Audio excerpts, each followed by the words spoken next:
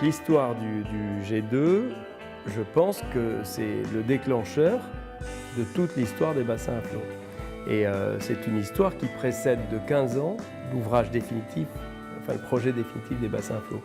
C'est préalable aux années 2000 où je cherchais des locaux pour installer notre agence et je suis allé voir M. Gauthier qui était à l'époque directeur du port autonome et je lui ai demandé 600 mètres carrés dans un hangar que j'amènerais moi-même. Alors il a réfléchi puis il m'a dit mais vous croyez que d'autres gens voudraient venir? Je lui ai dit oui, c'est possible. Et alors là il a eu l'intelligence de me confier une mission minimale de réhabilitation et de découpage de tout l'immeuble de 3000 mètres carrés. Donc on a conçu un bâtiment, on a juste réouvert des parois où il y avait du parpaing, on a mis du verre, et puis on a découpé en lots qui peuvent aller de 150 à 2500 mètres carrés.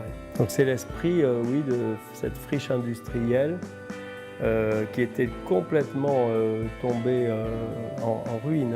C'est un bâtiment désaffecté, même dangereux à l'époque. Et puis nous, notre travail architectural, ça a été, il est extrêmement radical. C'est juste creuser une nef centrale pour amener la lumière au centre. Comme on n'avait pas beaucoup d'argent, on a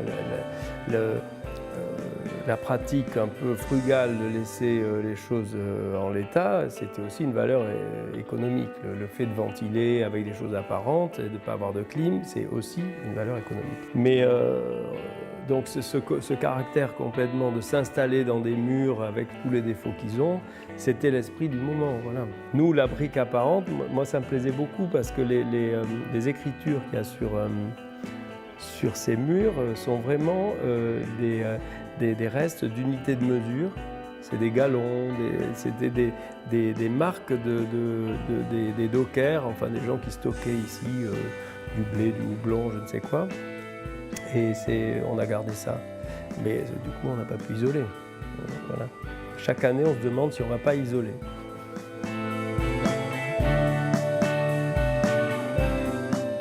Il n'y a pas besoin de haut, l'idée c'est d'entrer et puis on retrouve la nef.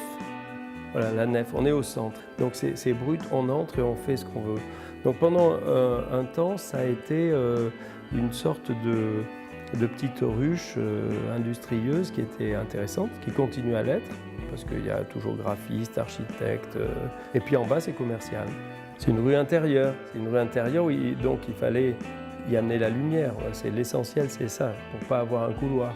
On n'a rien dessiné dans ce bâtiment qui n'existe. On a juste remplacé des morceaux de parpaing qui remplissaient les structures par des morceaux de verre. C'est tout. Et c'est ça qui lui donne d'ailleurs ce caractère un peu de monument historique. Je trouve que ça c'est bien, il ne faut pas les maquiller ces bâtiments.